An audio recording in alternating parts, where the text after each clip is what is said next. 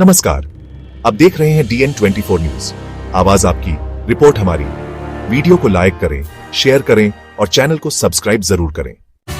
आज खानवेल में जंगल जनजीवन आंदोलन और आदिवासी एकता परिषद द्वारा एक बड़ी स्वाभिमान रैली और महासभा का आयोजन होना था। इस आयोजन को भारतीय राष्ट्रीय कांग्रेस, आम आदमी पार्टी, शिवसेना, UBT और भारत नवसर्जन पार्टी का समर्थन प्राप्त था, लेकिन ऐन मौके पर प्रशासन द्वारा अनुमति नहीं दिए जाने के कारण रैली और सभा को रद्द करना पड़ा। हालांकि इसी दौरान दीव दमन के सांसद उमेश भाई पटेल खानवेल पहुंचे। वहां हजारों की संख्या में आदिवासी समाज के लोग पहले से मौजूद थे। उमेश पटेल ने कहा, मैं हर वक्त आदिवासी समाज के साथ खड़ा रहूंगा। आपके अधिकारों की लड़ाई में आप अकेले नहीं हैं। वहीं सभा में वे परिवार भी मौजूद थे जिनके घर प्रशासन द्वारा हाल ही में बुलडोजर चलाकर तोड़े गए थे। सांसद उमेश पटेल ने इन पीड़ित परिवारों से भी मुलाकात की और उनकी समस्याएं सुनी। उन्होंने भरोसा दिलाया कि उनका पक्ष संसद से लेकर सड़क तक उठाया जाएगा। DN24 न्यूज इस मुद्दे पर लगातार नजर बनाए हुए है। ऐसी ही जमीनी खबरों के लिए जुड़े रहिए हमारे साथ। वीडियो को लाइक, शेयर और सब्सक्राइब करना ना भूलें। लड़ेंगे, जीतेंगे और लड़ेंगे, लड़ेंगे, जीतेंगे और लड़ेंगे। અહીં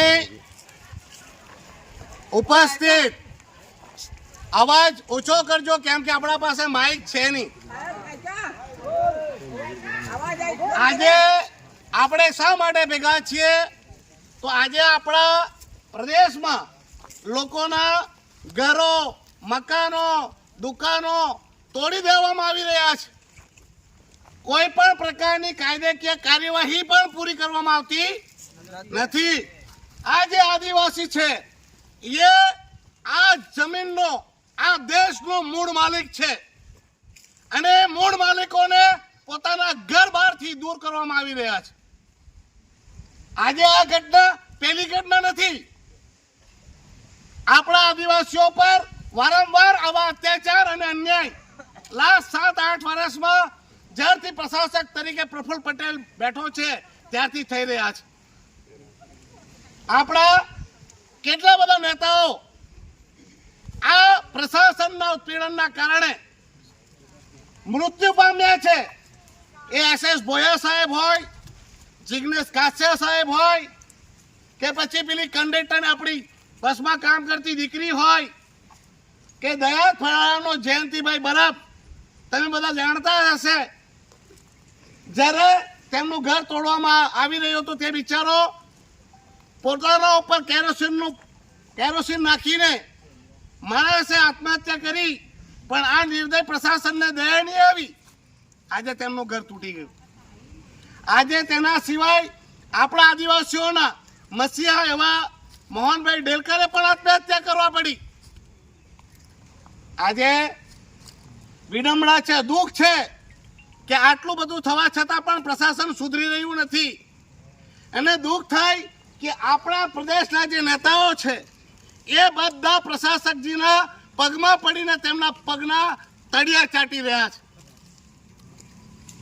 આજે જ્યારે આપણો પ્રદેશ પીડાઈ રહ્યો છે, દુઃખી થઈ રહ્યો છે અને લોકોની નેતા પાસે આશા છે કે અમારા નેતા અમારા સાથે ઊભા રહે અને અમારા દુઃખમાં સામેલ થાય અને અમને આ દુઃખમાંથી, પીડામાંથી મુક્ત કરાવે। એવા સમયે આપણા તમામ નેતાઓ ઘૂંટડીએ બેસીને તમાશો જોઈ રહ્યા છે। ગરીબોના ઘરો, મકાનો તૂટે, એ ઘર મકાન એમ જ નહીં બને। લોકોએ એક રૂપિયો કેમ કરીને ભેગો કરે અને માણસોનું ઘર બનાવવામાં આખી જિંદગી નીકળી જાય અને તોડવામાં એ લોકોને એક દિવસ બી નહીં લાગે। હું આવેલો થોડા દિવસ પહેલા ખાનવેલમાં, આ ભુસારા પરિવારનું ઘર તોડવામાં આવ્યું, બસરા પરિવારનું। મને ખબર પડી તો આવ્યો, મારા પરિવારમાં લગ્ન હતા તે છોડીને જ્યારે એમની વાત સાંભળી મને ઘણું દુઃખ થયું। પેલી બહેનને તો મારીને હાથ તોડી નાખેલો, બાળકી બચ્ચારી રડતી હતી, તે છતાંય તે લોકોને કોઈ માનવતાનું કામ નહીં કરવામાં આવ્યું અને એમના ઘરો તોડી દેવાયા. આવું વારંવાર થઈ રહ્યું છે પ્રદેશમાં.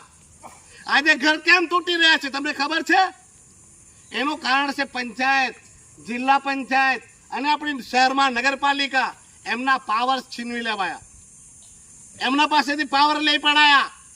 પહેલે જો આપણા પાસે પાવર હતા તો કોઈનું ઘર તૂટતું હતું? આ સરપંચોએ, આ જિલ્લા પંચાયત મેમ્બરોએ, આ નગરપાલિકાના કાઉન્સિલરોએ જો પ્રશાસકના પગમાં નહીં પડેલા હોતે તો આજે આપણા કોઈના ઘર નહીં તૂટતે. આજે જવાબદારી હતી આ સરપંચોની, આ જવાબદારી હતી જિલ્લા પંચાયતના લોકોની, આ જવાબદારી હતી કાઉન્સિલરોની કે પાછા ગયેલા પાવરો પાછા લેવામાં આવે. અને એ જો પાવર આવે તો મારો દાવો છે કોઈનું ઘર નહીં તૂટે. મેં પાર્લામેન્ટમાં 3 વાર સવાલ આ ઉચક્યા કે ભાઈ પંચાયતના, જિલ્લા પંચાયતના, નગરપાલિકાના પાવર પાછા આપવામાં આવે. મેં વારંવાર રજૂઆત કરી કે પ્રશાસક પ્રફુલ્લ પટેલને અહીંથી હટાવવામાં આવે.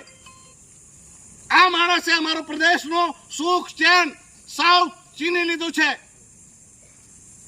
ત્યાં કોઈ ફરિયાદ કરીએ, કોઈ વાત કરીએ તો ત્યાંના મંત્રી આપને એમ કહે કે ત્યાંના સરપંચોએ, ત્યાંના નેતાઓએ અમને લખીને આપેલું છે કે ત્યાં તો બધું કુશળ મંગળ છે, બધું સારું જ છે.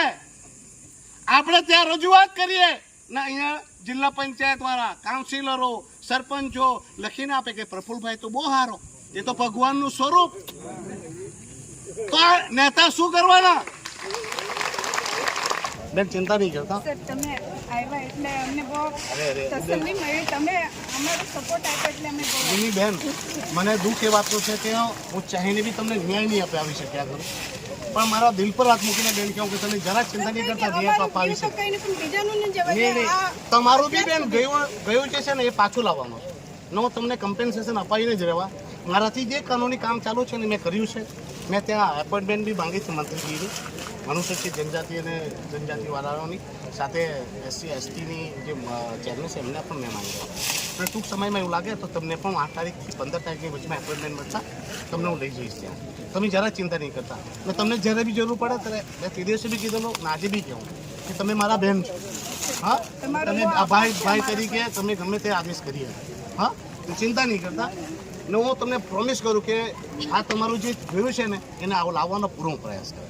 हाँ मिले पाचा ये है जिसका टेन्योर खत्म हो चुका है, जो अपने निजी स्वार्थ के लिए, अपने हिम्मत नगर के अपना घर की तिजोरी भरने के लिए यहाँ पर बैठा हुआ है, वो हमारे प्रदेश के स्थानीय लोगों के हक और अधिकार का हनन तो करता ही है, पर हमारा भविष्य भी बर्बाद कर रहा है.